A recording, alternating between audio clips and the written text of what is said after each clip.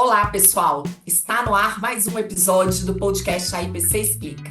Aqui você acompanha a conversa com diversos especialistas do universo do cacau, sempre com o objetivo de trazer mais informações sobre temas importantes para a cacauicultura brasileira.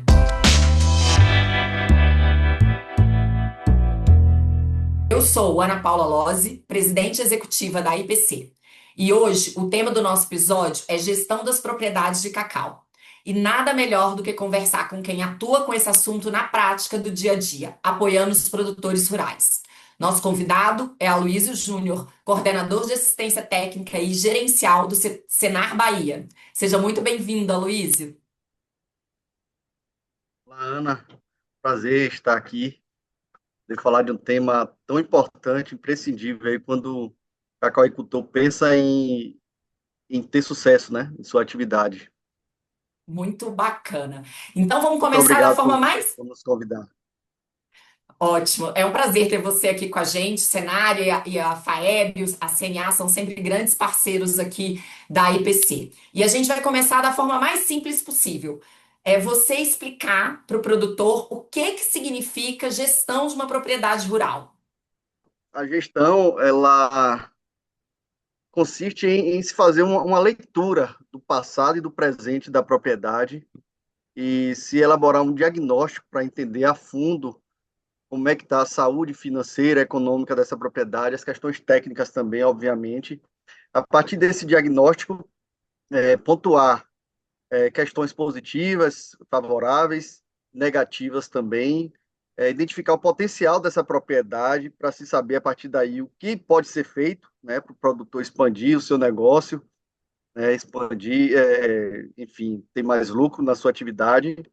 E a partir disso se traçar um planejamento, com metas bem definidas, que nada mais é do que etapas para serem cumpridas para o produtor alcançar o objetivo. E se ele estiver acompanhado por um técnico de campo do Senar, esse procedimento eu diria que é obrigatório, e essa etapa de diagnóstico, de planejamento, e a partir dessas etapas, o produtor realmente executar esses procedimentos, essas ações, essas práticas em campo, e com um objetivo, né? Um objetivo, seja ele de alcançar certa produtividade, de fazer uma renovação, por exemplo, em sua área, enfim, um planejamento específico de cada propriedade, porque cada caso é um caso, e a partir disso o produtor pode realmente tocar o seu negócio, sabendo todos os dias onde ele vai chegar, né, após 6 meses, após um ano, graças a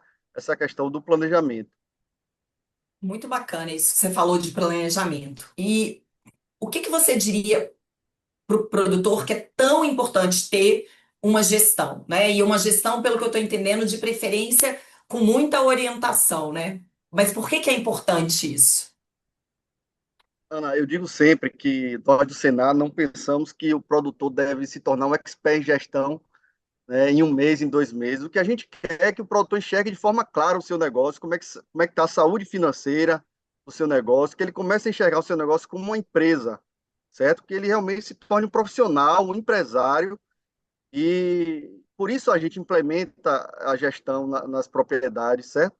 Então, o Senar, eu digo sempre que o Senar pensa da seguinte forma: se já vamos estar dentro da porteira, né, na mesa do produtor, sentado muitas vezes discutindo as questões técnicas, por que não trabalhar também a parte de gestão?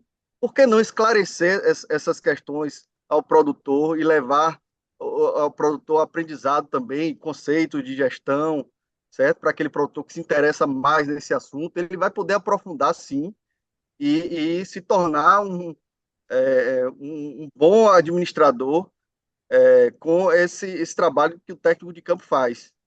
Então, o básico para um produtor é ele se inteirar acerca dos indicadores básicos. Então, a gente É, tem, não, então, eu ia entrar nesse ponto, né? Então, existem alguns pontos iniciais para ele conhecer e começar a organizar a gestão da fazenda dele, né?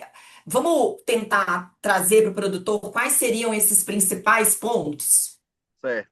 Primeiro, de dar o controle, né, despesas, receitas, Ele vai ter, a partir do momento que ele implementar as ações de gestão, ações simples, contagem de plantas, se medir, por exemplo, o rendimento de um trabalhador, certo? Então, a partir desses dados, a gente vai começar a trabalhar os indicadores e a gente começa a discutir com os produtores esses indicadores, sejam eles os básicos ou até os indicadores mais complexos, para que o produtor tenha esse entendimento, né? Por exemplo, a princípio, nós discutimos bastante a questão dos custos operacionais efetivos, que são os custos variáveis, né? São as despesas diretas. E logo de cara, o produtor, logo nesse custo, o produtor já pode, eu diria que, ter atitudes que vão fazer com que esse custo operacional caia. Lembrando aqui uma questão importantíssima e usamos bastante, trabalhamos bastante com essa prática, é a questão da compra coletiva. Temos bons exemplos no sul do estado, em que os produtores das nossas turmas, os produtores filiados ao Sindicato de Produtor Rural, se reúnem para fazer compras com volume, né, volume significativo, é, caminhões de adubo, por exemplo, e a redução do custo é muito notória. A redução desse gasto chega a 30%, já citando um exemplo aqui, no caso do adubo, do fertilizante. E outras ações, quando o produtor ele identifica, por exemplo, uma mão de obra com baixo rendimento, ele pode comparar, né, a mão de obra de um trabalhador com outro, e ele identifica que está tendo problema com a mão de obra de um trabalhador, ele está fazendo gestão, né? Ele está tendo esse poder de observação e, a partir disso, ele vai tomar a sua decisão para poder ter mais rendimento, enfim, nesse serviço que ele observou. E são vários exemplos, né? O produtor já, em relação aos custos operacionais, ele já pode trabalhar com diversas práticas que ele vai já estar contribuindo para a redução do custo total do seu produto, no caso, a amêndoa de cacau. Então, custo operacional seria a aquisição, por exemplo, de fertilizante, de adubo, agroquímico, muda, entraria em custo Perfeito. operacional? Custo Quais são os operacional, custos? Isso. certo, perfeito. O que chamamos de custo operacional efetivo, né, são as despesas diretas. O que o produtor vai consumir e a sua propriedade vai consumir, eu diria que em um ciclo. Nós consideramos basicamente um ano. O que eu vou inserir aqui na minha lavoura para que eu colha esse cacau daqui a 3, 4, 5 meses, 6 meses? Então, contempla adubo, fertilizante, né, calcário, herbicida, inseticida, combustível, energia. O produtor muitas vezes não leva em consideração esses custos. Mão de obra contratada, encargos envolvendo essa mão de obra contratada. Todos esses itens entram no custo operacional efetivo. No caso de mudas, não, porque mudas vai compor a parte de investimento, né? Investimento na lavoura, que a gente vai falar mais para frente. Mas os custos operacionais, imaginemos que são os custos de despesa direta que o produtor realmente paga efetivamente, né, com dinheiro, enfim, e realmente há um desembolso. Então, esses são os custos operacionais efetivos. São os custos variáveis. E aí, quando a gente está falando em controle, a gente fica pensando se precisa de uma ferramenta muito complexa, um controle, né, para contratar um operador de sistema, ou se é possível para o produtor usar ferramentas mais simples, que estão mais próximas da realidade dele, né? Eu entendo que, por exemplo, um grande produtor provavelmente tem uma central de controle, né? Tem profissionais especializados nisso. Mas se a gente olha para o médio, para o pequeno produtor, muito provavelmente é ele e a família dele que vai fazer esse controle e ele não tem nem condições financeiras para ter uma ferramenta muito complexa. O que que você diria sobre isso? Eu diria que qualquer produtor pode trabalhar uma gestão bem feita em sua propriedade. No caso da assistência técnica e gerencial do Senar, nós entregamos ao produtor um caderno, né, que chamamos caderno do produtor, e trabalhamos com o sistema, o Cisateg, que faz todas as continhas a partir dos dados que são lançados, né, de despesas e receitas, dados de inventário de recursos, que a gente vai falar já já também, o planejamento, tudo isso é lançado no sistema com prazos definidos para o técnico realmente fazer esse lançamento. Mas qualquer produtor pode trabalhar bem a gestão de sua propriedade, ele pode fazer as anotações devidamente, e qualquer produtor pode também entender, pelo menos, é, o, o básico da gestão e poder, a partir disso, aí, tomar decisões mais assertivas, certo? Tem alguns indicadores mais simples, básicos, que realmente são acessíveis para qualquer produtor, de fácil entendimento, e já traz uma noção muito boa de como está o seu negócio e contribui, sem dúvida, para as tomadas de decisões. Quando eu penso em controle e, né, em gestão, se eu penso numa propriedade que tem ali 1, 2, 3, 5 hectares, eu imagino que é mais simples e você faça da propriedade, né? Ela tem uma área menor. E se o produtor também só planta cacau, ele vai fazer só do cacau. Mas quando a gente tem uma propriedade um pouco maior, que tem áreas diferentes, né? Cultura. Plantação de cacau, tem, sei lá, banana em outro lugar, ou seringa. Ele mistura tudo ou ele tem que fazer separadinho por área produtiva? Como é que você orientaria isso? Para entender como está cada negócio, ou seja, cada cultivo, cada cadeia, ele deve fazer realmente separado, inclusive separar por talhões, se for o caso, às vezes acontece de acontecer o consórcio, né, na mesma área, duas, três culturas, mas quando a gente trata de cultivos diferentes, vamos trabalhar de forma independente. Então, só um exemplo, às vezes nós temos um equipamento que é utilizado em duas culturas, então os custos de depreciação desse equipamento, por exemplo, vão ser rateados, né? Uma porcentagem que ele é utilizado na cacauicultura, no caso, e também a porcentagem que ele é utilizado em outra cultura. Então, os custos também, assim como as receitas, vão ser colocados separadamente e tratados de forma separada, para a gente se chegar aos indicadores de cada atividade de forma independente.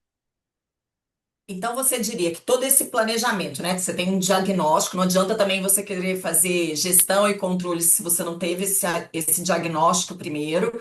Então você tem um diagnóstico para entender como é que é a sua área, o que está acontecendo, o que que você vai controlar, e você tem um planejamento, né? E como é que você vai atuar. Se o produtor tem esse diagnóstico, esse planejamento e faz essa gestão, você diria que essa preparação, ela vai influenciar na produtividade e na rentabilidade daquela propriedade? Ela vai fazer diferença? Planejamento e toda essa questão do diagnóstico vai trazer uma previsibilidade, né, para o produtor.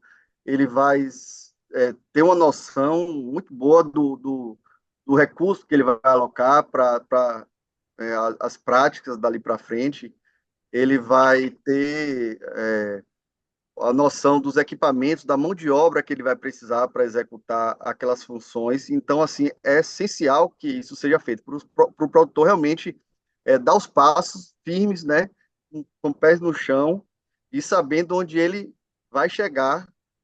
E eu digo sempre que o produtor deve acordar todos os dias e ir para a roça, encarar o seu dia, sabendo onde ele vai chegar com a sua atividade após 6 meses, após um ano, e deixar de ir, como muitas vezes acontece, ir para campo de forma aleatória, né, e observar o que tem para ser feito naquele dia e fazer de uma forma muito aleatória. É o que a gente busca, tirar o produtor dessa condição e trazer para uma condição, diria que mais lúcida, certo? E a gente vai fazer de tudo para buscar reduzir o custo unitário, ou seja, o custo do quilo e da arroba do cacau, ao passo que a gente vai buscar também produzir, ter uma maior produtividade, né? Redução de custos e maior produtividade. Isso é o que a gente busca todos os dias nas propriedades que a gente atende. Muito bom. Eu acho que a gente tenta fazer com que esse podcast chegue ao maior número possível de produtores. E muitos desses produtores, infelizmente, não têm acesso a uma assistência técnica de qualidade, a uma assistência gerencial, e muitas vezes eles não têm ainda o conhecimento de conceitos básicos. Então, a gente podia falar um pouco sobre isso. Eu sei que a gente já falou um pouco sobre custo variável, mas eu queria que a gente falasse um pouco para eles, por exemplo, o que que é custo de produção, né? O que está incluído no custo de produção e qual a diferença do custo fixo para o custo variável, quando a gente pensa numa propriedade de cacau. né? A gente falou do custo operacional efetivo. Tudo que há desembolso. Além desse custo, que é um custo variável, a gente tem os custos fixos. O custo fixo é composto por mão de obra familiar. Essa mão de obra do produtor, ela varia relativamente pouco durante a curto prazo, vamos dizer assim. Então, a gente considera que ela é um custo fixo, seja para administrar ou seja para executar alguma prática em campo. Então, a gente considera que essa mão de obra familiar é um custo fixo, é um componente do custo fixo. Depreciação dos bens é outro componente do custo fixo. E o custo de oportunidade, que eu vou falar já já. Acho que podemos ir por parte, certo? A Tá mão de obra ótimo. familiar, a gente pensa a mão de obra familiar da seguinte forma: se o produtor se ausentar e precisar de alguém para fazer o que ele faz, quanto ele pagaria para essa pessoa? Então, esse é o valor de mão de obra familiar que nós contabilizamos, certo? Quando a gente fala em depreciação, eu digo que, assim como a mão de obra familiar, é um custo invisível. O produtor geralmente não contabiliza esses custos. Mão de obra familiar do próprio produtor, geralmente ele não contabiliza. E a depreciação, né, também não. Depreciação, dando um exemplo numérico para se tornar fácil o entendimento, é o seguinte: se eu adquiro uma roçadeira, que ela custou R$ 3.000, nós consideramos que a roçadeira tem uma vida útil de 5 anos, certo? Nosso sistema automaticamente vai dividir o valor, R$ 3.000, pelos 5 anos. Então, é um método linear onde todo ano se deprecia o mesmo valor. Então, a gente vai ter simplesmente R$ 600 de depreciação por ano. Então, esses R$ 600 não compõem o lucro desse cacauicultor. Esses R$ 600 é referente a um custo de depreciação que ele vai ter apenas com esse item, que é a roçadeira. Só que esse produtor, provavelmente, ele não tem só a roçadeira, ele tem um galpão, ele tem outras benfeitorias, ele tem de repente, uma moto, um carro que ele utiliza também no cacau, né, para a sua atividade. E outros equipamentos, ferramentas, carro de mão. Então, tudo isso gera um custo de depreciação que a gente contabiliza. Então, a depreciação é o segundo item, o segundo componente do custo fixo, além da mão de obra familiar. Então, todos os itens da propriedade são lançados no sistema para justamente gerar esse custo de depreciação e a gente apresentar para o produtor. É claro que esses R$ 600 da roçadeira, no nosso exemplo, vai continuar no bolso do produtor, é verdade, sim. Mas esse produtor é alertado de que esse valor é custo de depreciação, é uma reserva que ele deve ter para repor esse item mais à frente, quando esse item realmente não tiver mais condições de uso. Entendi. É, E qual a diferença entre despesa e investimento? Tá? A despesa, ela compõe aquele custo operacional efetivo, que eu citei, né? Tudo que a gente gasta para aquele ciclo produtivo. E a gente vai gastar mais à medida que a gente pensa em ter uma maior produção. Se eu quero ter mais produção, eu vou gastar, obviamente, mais. Se eu quero ter uma menor produção, eu vou ter um gasto menor. Investimento é o contrário, é tudo que eu vou ter por vários ciclos.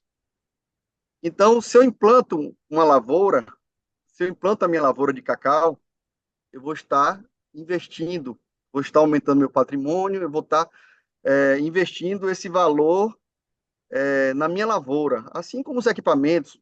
Essa roçadeira que eu acabei de comprar por R$ 3.000, esses R$ 3.000 vai compor o meu capital imobilizado, vai compor o meu investimento. É, então, se atravessa vários ciclos, no caso dos equipamentos, das ferramentas, da própria lavoura, né, todos esses componentes aí formam um investimento. Inclusive, Ana, a lavoura cacau, a gente considera que os primeiros anos são de investimento. Então, tudo que eu Investimento. gasto após a minha implantação do cacau ali, após o plantio, tudo que eu gasto até 3 anos entra para a caixinha do investimento. Estou investindo naquela área ali de cacau, e a partir do terceiro ano, a gente considera que é realmente o estágio produtivo e a ativação ali daquela área. Quando a gente fala a gente tem, né, todo esse gasto, esse custo, né, seja investimento, seja gasto corrente, a gente vai ter a venda do produto e da- tiraria dali uma renda, né, o lucro, né, mas também tem diferenciação, né? Como é que você diferencia, né, essa questão da renda, o que é a renda líquida, como é que o produtor pode calcular?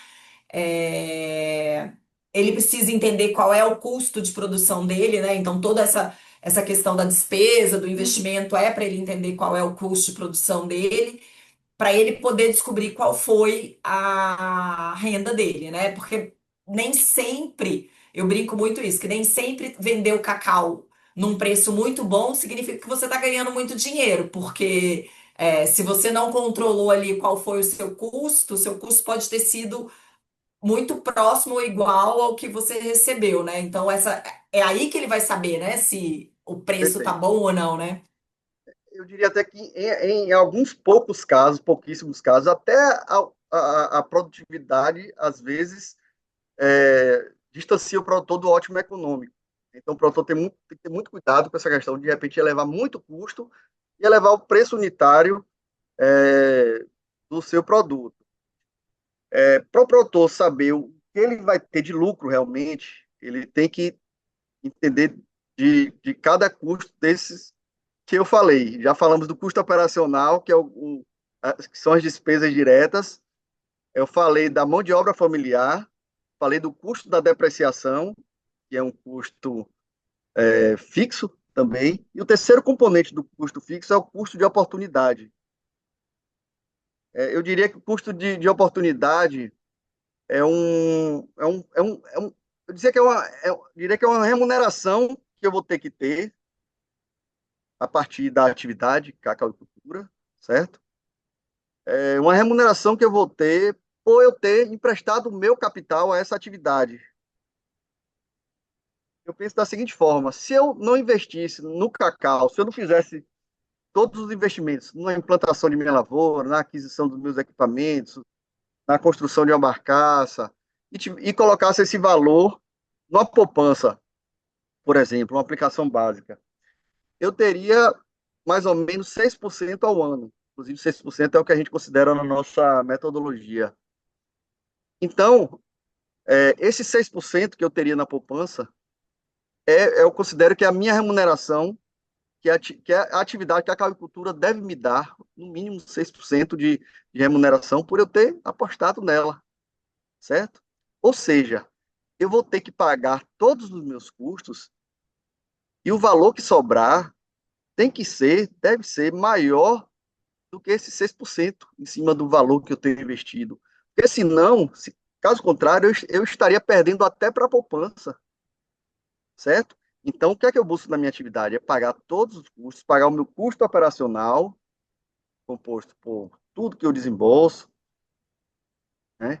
Eu, eu devo pagar a minha mão de obra, que é da minha família, ou, enfim, a mão de obra familiar.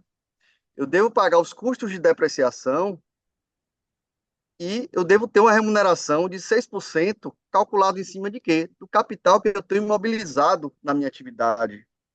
Só a roçadeira que eu citei custou R$ 3.000. Mas esse produtor não tem só a roçadeira, ele tem outros itens. Todo esse somatório gera o que chamamos de estoque de capital. Nós trabalhamos com capital médio, é uma regrinha que tem, mas eu não há necessidade da gente detalhar tanto agora. Mas, basicamente, eu vou trabalhar com 6% em cima do capital que está imobilizado ali na minha atividade. E esse capital deve me dar uma remuneração. E a gente considera essa remuneração de 6%. Então, todos esses custos aí são embutidos no meu, na minha atividade, e só após contabilizar todos é que eu chego ao lucro. Eu gosto de dar sempre um exemplo numérico para ficar fácil a gente entender isso aí. Vou dar um exemplo aqui de um produtor que produziu 200 arrobas no ano de 2024 e ele vendeu preço médio de R$ 500 a sua arroba. Então ele obteve, nesse caso aí, a gente vai fazendo junto essa continha aqui, R$ 100.000, não é isso? Então, se eu considerar, aliás, se eu considerar não, vamos dizer que esse produtor anotou tudinho, todos os seus custos operacionais, e ele somou, e esse somatório foi de R$ 25.000.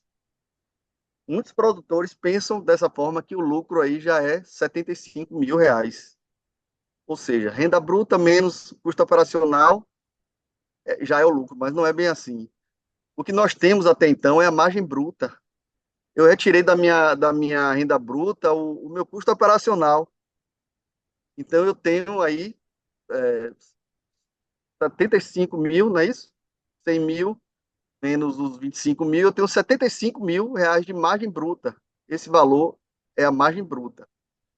Só que aí eu vou embutir a minha mão de obra familiar.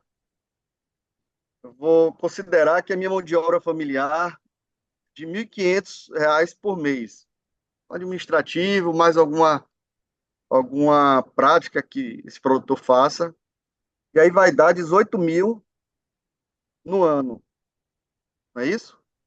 Fazendo a continha aqui. Eu vou embutir também o custo da minha depreciação. Vou considerar que a depreciação de todos os meus itens depreciáveis está dando somatório de 2.000 por ano. Então, eu vou retirar, além do meu custo operacional, eu vou tirar esses custos. Custo da mão de obra familiar, de 18.000 no ano, mais o custo das depreciações de todos os itens que eu tenho. Então, esse valor, mão de obra familiar mais depreciação, está dando 20.000. Eu vou tirar mais 20.000 dessa margem bruta. Eu vou ter o valor de 55.000 de lucro, ainda não, de margem líquida. E agora, para eu chegar ao lucro, eu vou analisar o capital que eu tenho imobilizado. É aquela continha que a gente fez agora há pouco. Eu vou considerar que nessa propriedade eu tenho um capital, para ficar um número redondo, eu tenho um capital imobilizado nessa propriedade, na minha atividade, de R$ 150.000. R$ 150.000 a 6% ao ano me daria uma remuneração de R$ 9.000, certo? Então, eu vou incorporar esse 9.000, esse 6%, ao meu custo de produção. Esse 9.000 é o custo de oportunidade, que equivale a 6%, né? É o custo de oportunidade que eu vou ter embutido no meu negócio. Então, eu vou extrair mais esse R$ 9.000 aí de custo de oportunidade. Nós estávamos em 55.000, não é isso? Nossa margem líquida, menos 9.000, 46.000. Esse é o lucro dessa atividade referente aí. E a partir daí eu posso brincar, eu posso saber o meu lucro por arroba, apenas divido. Se a minha produção foi 200 arroba, é uma conta muito fácil. O produtor consegue fazer. O meu lucro por arroba, é, 46.000 divido por 200, eu vou ter o meu lucro por arroba. Nesse caso, considerando R$ 500 por arroba, considerando essa propriedade fictícia aqui que criamos, esse produtor teve um lucro de R$ 230 por arroba. Por arroba. Então é importante, é fundamental ele conhecer esses conceitos que você trouxe aqui, ele ter o controle dessas linhas de custo, de despesa, e fazer esse cálculo, né? Porque sem esse cálculo, muitas vezes, ele pode estar fazendo investimento desnecessário, ele pode estar vendendo o cacau dele no momento que não é o mais adequado por conta do custo, né? Então, são práticas muito importantes, né? E eu acho que o que você colocou é, já é um gancho para a questão seguinte, que seria, né, como é a questão da tomada de decisão do produtor, né? Como ele vai analisar para ele tomar a decisão dele e tanto em relação ao investimento quanto em relação à produção dele, né? Então, eu acho que a gente pode falar um pouco de quais desses indicadores são fundamentais que o produtor possa avaliar para ele decidir se ele vai investir em nova tecnologia, se ele vai renovar a área dele, quais os equipamentos ou as práticas agrícolas que ele vai usar. Então, olhar um pouco para o passado, né, para o que aconteceu no ciclo anterior e o que ele vai fazer no próximo ciclo, né? Certo. Olha que interessante. Eu posso saber quantas arrobas foram necessárias para eu pagar o meu custo operacional, por exemplo. Meu custo operacional, só concluindo esse exemplo, foi de R$ 25.000. Eu quero saber quantas arrobas eu precisei produzir, quantas arrobas eu precisei para cobrir o meu custo operacional. É uma conta muito fácil. Foi 25.000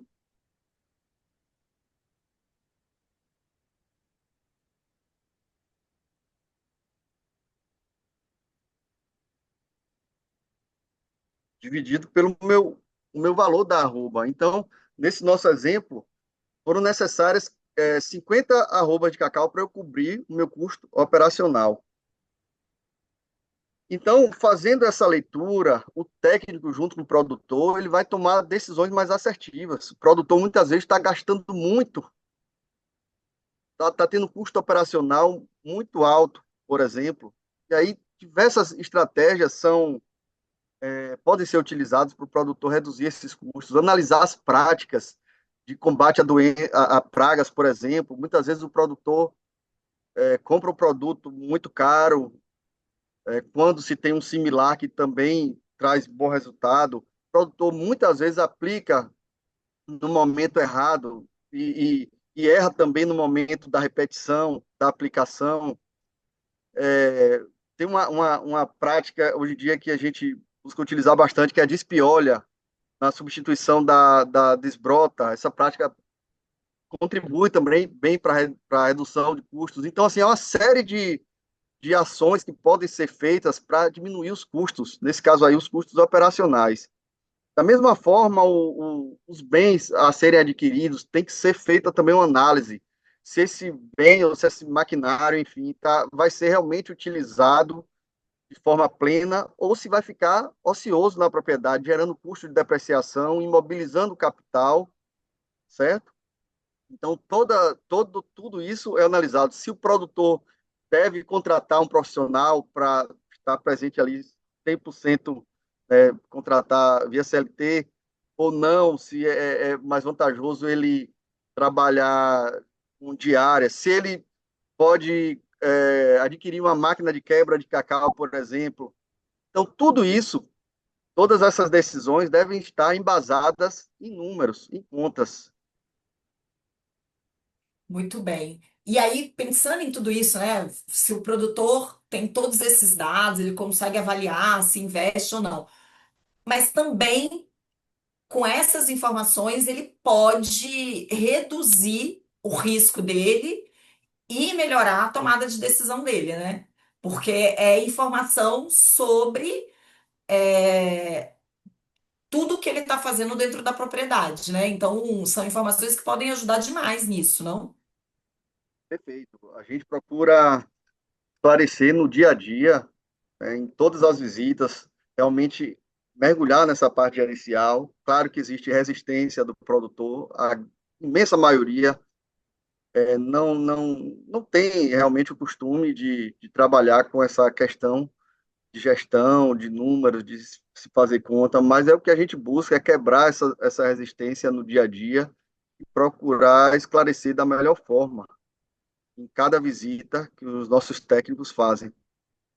Bom, Aloysio, como o nosso tema está sendo muito interessante, a gente vai fazer uma pausa para poder levar o tema para um outro episódio. Então, nós aguardamos vocês num próximo episódio do AIPC Explica, onde continuaremos falando sobre gestão da propriedade rural de cacau.